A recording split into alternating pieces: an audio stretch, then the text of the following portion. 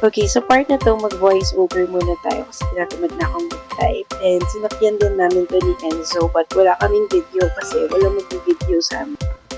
We're here in Star City. So, ito yung family day ng mother-in-law ko sa pag-TV. Anyway, nandito kami sa may Ramside kasi umilan. So, papasok muna kami dito sa loob. Mag-i-interride na kami. Ito si Lola Minda! At first, akala namin ang corny ng ride na to, pero nag-enjoy naman kaming lahat. Ay, dati!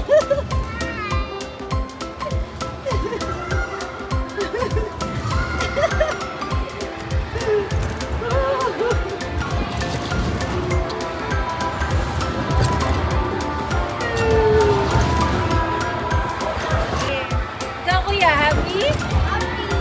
Happy. Fun pala to eh. Sabi mo hindi.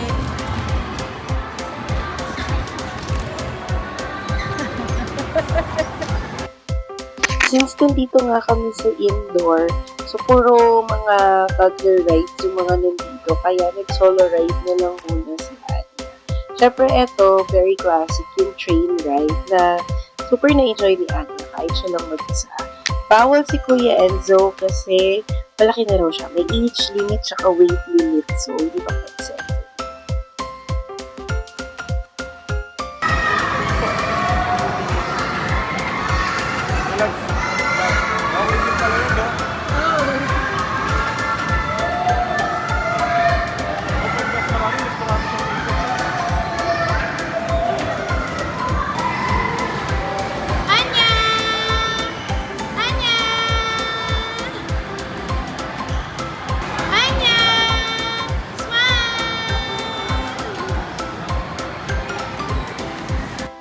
Meron nga rin pala silang indoor na playground and umuulan pa rin kasi kaya hindi pa rin kami nakakalabas. So, dito na lang muna sila naglaro while waiting din sa mga cousins nila na nasa isa.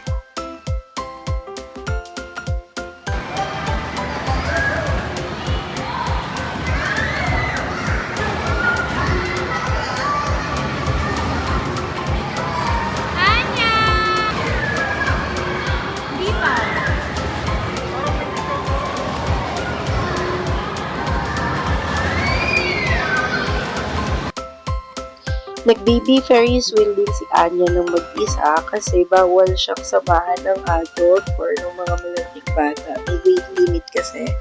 Siguro baka hindi kayanin yung bigat. Kaya solo lang si Anya. Wala rin kasi ibang sumakay. But very brave naman siya. Kahit siya lang mag-isa, hindi siya natakot and na-enjoy niya yung ride.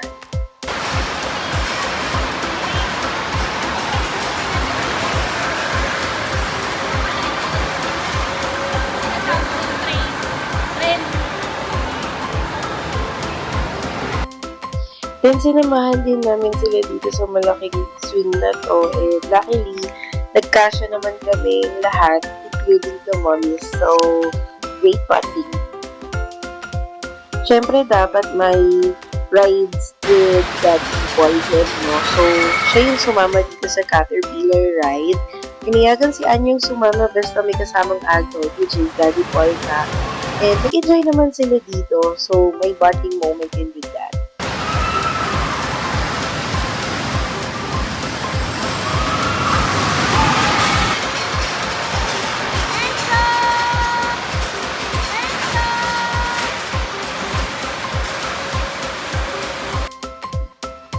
May mini museum din dito sa loob ng Star City. So, pinapakita dito yung mga iba't ibang kilalang places. So, ito nga, like ito, may mummy, so most probably baka sa Egypt. And then ito, may goddess zoo, so baka sa Greece. Meron ding sa may Cebu, yung Mactan Cross. So, hindi ko lang napakita dito. But, napunta kami sa iba-ibang mga lugar in just a short period.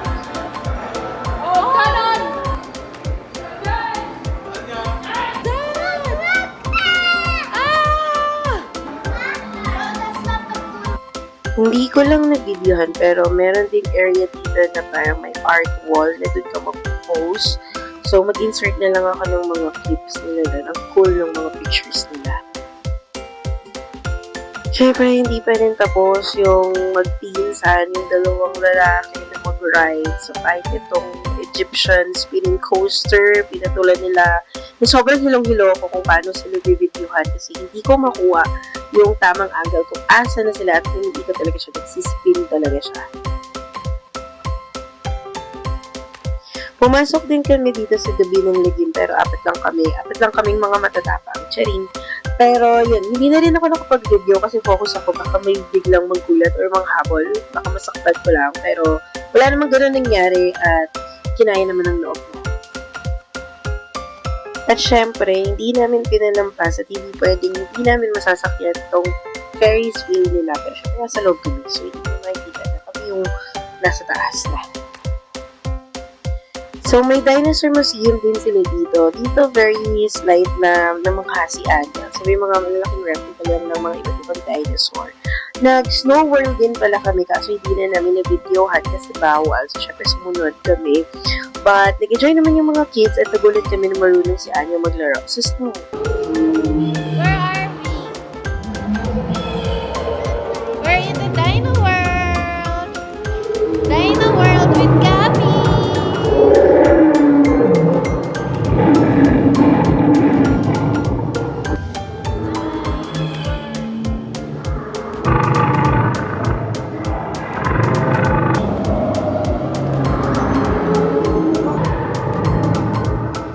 Meron pa dito? Exit na.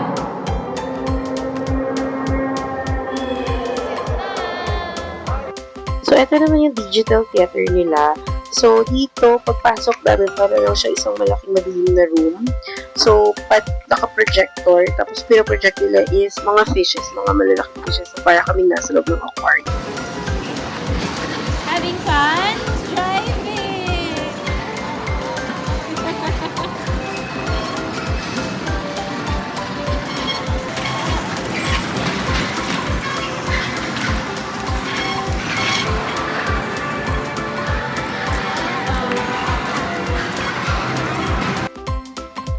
And then, nag-last ride na kaming mga girls dito sa carousel, dito sa labas.